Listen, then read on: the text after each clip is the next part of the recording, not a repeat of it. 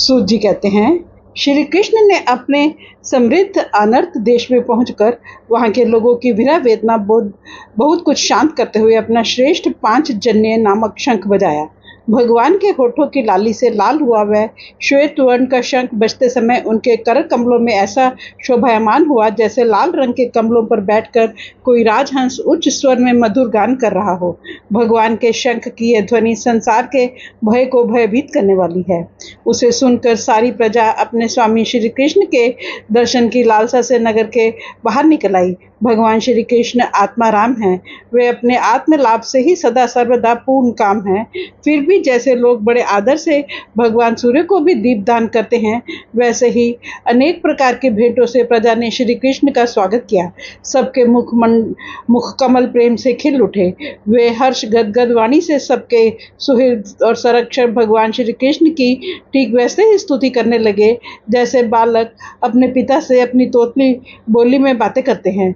स्वामीन, हम आपके उन चरण कमलों को सदा सर्वदा प्रणाम करते हैं जिनकी वंदना ब्रह्मा, शंकर और इंद्र तक करते हैं, जो इस संसार में परम कल्याण चाहने वालों के लिए सर्वोत्तम आश्रय है, जिनकी शरण लेने पर परम समर्थ काल भी एक बाल तक बांका नहीं कर सकता।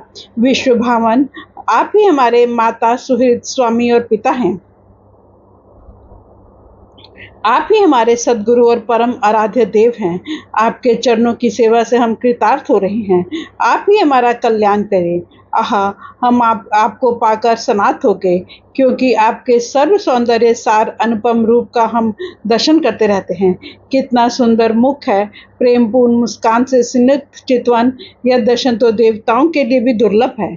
कमल नयन श्री कृष्ण, जब आप अपने बंधु बांधवों से मिलने के लिए हस्तिनापुर अथवा मथुरा चले जाते हैं, तब आपके बिना हमारा एक एक क्षण कोटि कोटि वर्षों के समान लंबा हो जाता है। आपके बिना हमारी दशा वैसी हो जाती है जैसी सूर्य के बिना आंखों की। भक्त वत्सल भगवान श्री कृष्ण प्रजा के मुख से ऐसे वचन सुनते हुए और अपनी कृपामयी दृष्टि से उन पर अनुग्रह की वृष्टि करते हुए द्वारका में प्रविष्ट हुए। जैसे नाग अपनी नगरी भोगवती की रक्षा करते हैं, वैसे ही भगवान की वह द्वारकापुरी भी मधु, भोज, दशाह, आहार, कुकर, अंधक और वृष्णिवंशी यादवों से, जिनके पराक्रम की तुलना और किसी से भी नहीं की जा सकती, सुरक्षित थी। वह पूरी समस्त ऋतुओं के संपूर्ण वैभव से संपन्न थी एवं पवित्र वृक्षों एवं लताओं के कुंजों से युक्त थी। स्थान स्थान पर फलों से पूर्ण उद्यान, पुष्प वाटिकाएं एवं क्रीड़ावन थे। बीच बीच में कमल युक्त सरोवर नगर की शोभा बढ़ा रहे थे। नगर के फाटकों, महल के दरवाजों और सड़कों पर भगवान के स्वागतार्थ बंधनवारें लगाई गई थी। चारों ओर चित्र विचित्र ध्वजा पताकाएं फहरा रही थी, जिनसे उन स्थानों पर धाम का कोई प्रभाव नहीं पड़ता था। उसके राजमार्ग, अन्यान्य सड़कें, बाजार और चौक झाड़ बुहार कर सुगंधित जल से सींच दिए गए थे और भगवान के स्वागत के लिए बरसाए हुए फल, फूल, अक्षत, अंकुर चारों ओर बिखरे हुए थे। घरों के प्रत्येक द्वार पर दही, अक्षत, फल, ईख, जल से भरे हुए कलश, उपहार की वस्तुएं और धूप दीप आदि सजा दिए गए थे। उदार शिरोमणि वसुदेव, अक्रूर, उग्रसेन, अद्भुत पराक्रमी बलराम, प्रद्युम्न, चारु, देशन और जामवती नंदन सामने जब ये सुना कि हमारे प्रियतम भगवान श्री कृष्ण आ रहे हैं, तब उनके मन में इतना आनंद उमड़ा कि उन लोगों ने अपने सभी आवश्यक कार्य, सोना, बैठना और भोजन आदि छोड़ दिए। प्रेम के आवेग से उनका हृदय उछलने लगा। वे मंगल शकुन के लिए एक गजराज को आगे करके मांगलिक सामग्रियों से सुसज्जित ब्राह्मणों को साथ लेकर चले। शंख और तुरही आदि बाजे बजने लगे और वेद ध्वनि होने लगी। वे सब हर्षित होकर रथों पर सवार हुए और बड़ी आदर बुद्धि से भगवान की अगवानी करने चले। साथ ही भगवान श्री कृष्ण के दर्शन के लिए उत्सुक सैकड़ों श्रेष्ठ वीरांगनाएं, जिनके मुख कपोलों पर चमचमाते हुए कुंडलों की कांति पड़ने से बड़े सुंदर दिखते थे, पालकियों पर चढ़कर भगवान की अगवानी के लिए चली। बहुत से नट, नाचने वाले, गाने वाले, विरध बखानने वाले, सूत, मागध और बंदीजन भगवान श्री कृष्ण के अद्भुत चरित्रों का गायन करते हुए चले।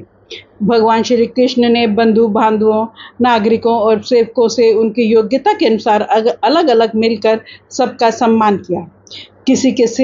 किसी को सिर झुकाकर प्रणाम किया, किसी को वाणी से अभिवादन किया, किसी को हृदय से लगाया, किसी से हाथ मिलाया और किसी की ओर देखकर मुस्कुरा भर दिया और किसी को केवल प्रेम भरी दृष्टि से देख लिया। जिसकी जो इच्छा थी उसे वही वरदान दिया। इस प्रकार चंडाल पर्यंत सबको संतुष्ट करके गुरुजन, ब्राह्मण और वृद्धों का तथा दूसरे लोगों का भी आशीर्वाद ग्रहण करते हुए, बंदी जनों से विरुदावली सुनते हुए सबके साथ भगवान श्री कृष्ण ने नगर में प्रवेश किया। शौनक जी, जिस समय भगवान राजमार्ग से जा रहे थे, उस समय द्वारका के कुल कामनियां भगवान के दर्शनों को ही परमानंद मानकर अपनी अपनी अटारियों पर चढ़ गई। भगवान का वक्षस्थल मूर्तिमान सौंदर्य लक्ष्मी का निवास स्थान है। उनका मुखारविंद नेत्रों के द्वारा पान करने के लिए सौंदर्य सुधा से भरा हुआ पात्र है। उनकी भुजाएं लोकपालों को भी शक्ति देने वाली हैं। उनके चरण कमल भक्त परमहंसों के आश्रय हैं। उनके अंग अंग शोभा के धाम हैं। भगवान की इस छवि को द्वारकावासी नित्य निरंतर निहारते रहते हैं, फिर भी उनकी आंखें एक क्षण के लिए भी तृप्त नहीं होती। द्वारका के राजपथ पर भगवान श्री कृष्ण के ऊपर श्वेत वर्ण का छत्र तना हुआ था। श्वेत चवर डुलाए जा रहे थे। चारों ओर से पुष्पों की वर्षा हो रही थी। वे पीतांबर और वनमाला धारण किए हुए थे। इस समय वे ऐसे शोभायमान हुए मानो श्याम मेघ एक ही साथ सूर्य, चंद्रमा, इंद्रधनुष और बिजली से शोभायमान हो। भगवान सबसे पहले अपने माता पिता के महल में गए। वहां उन्होंने बड़े आनंद से देवकी आदि सातों माताओं को चरणों पर सिर रखकर प्रणाम किया और माताओं ने उन्हें अपने हृदय से लगाकर गोद में बिठा लिया। स्नेह के कारण उनके स्तनों में दूध की धारा बहने लगी।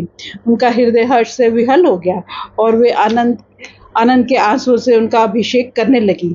माताओं से आज्ञा लेकर वे अपने समस्त भोग सामग्रियों से संपन्न सर्वश्रेष्ठ भवन में गए। उसमें 16,000 पत्नियों के अलग अलग महल थे। अपने प्राणनाथ भगवान श्री कृष्ण को बहुत दिन बाहर रहने के बाद घर आया देखकर रानियों के हृदय में बड़ा आनंद हुआ। उन्हें अपने निकट देखकर वे एकाएक ध्यान छोड़कर उठ खड़ी हुई। उन्होंने केवल आसन को ही नहीं बल्कि उन नियमों को भी त्याग दिया जिन्हें उन्होंने पति के प्रवासी होने पर ग्रहण किया था। उस समय उनके मुख और नेत्रों में लज्जा छा गई। भगवान के प्रति उनका भाव बड़ा ही गंभीर था। उन्होंने पहले मन ही मन, फिर नेत्रों के द्वारा और तत्पश्चात पुत्रों के बहाने शरीर से उनका आलिंगन किया। शौनक जी, उस समय उनके नेत्रों में जो प्रेम के आंसू छलक रहे थे, उन्हें संकोच और उन्होंने बहुत रोका, फिर भी विवशता के कारण वे झलक ही गए।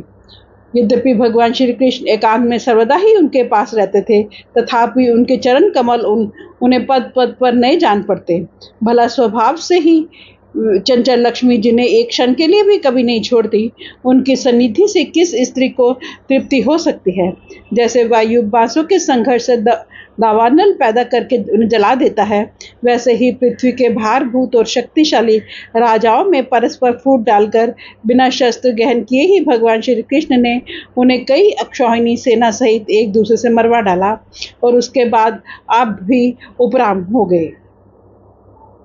साक्षात परमेश्वर ही अपनी लीला से इस मनुष्य लोक में अवतीर्ण हुए थे और सहस्त्रों रमणीय रत्नों में रहकर उन्होंने साधारण मनुष्यों की तरह क्रीड़ा की थी, जिनकी निर्मल और मधुर हंसी उनके हृदय के उन्मुक्त भावों को सूचित करने वाली थी, जिनकी लजीली चितवन से की चोट से बेसुध होकर विश्व विजयी कामदेव ने भी अपने धनुष का परित्याग कर दिया था। वे कमनीय कामनियां अपने काम विलासों से जिनके मन में तनिक भी क्षोभ नहीं पैदा कर सकी, उन असंग भगवान श्री कृष्ण को संसार के भोग अपने ही समान कर्म करते देखकर आसक्त मनुष्य समझते हैं यह उनकी मूर्खता है। यही तो भगवान की भगवता है कि वे प्रकृति में स्थित होकर भी उसके गुणों से भी कभी लिप्त नहीं होते। जैसे भगवान की शरणागत बुद्धि अपने में रहने वाले प्रकृत गुणों से लिप्त नहीं होती।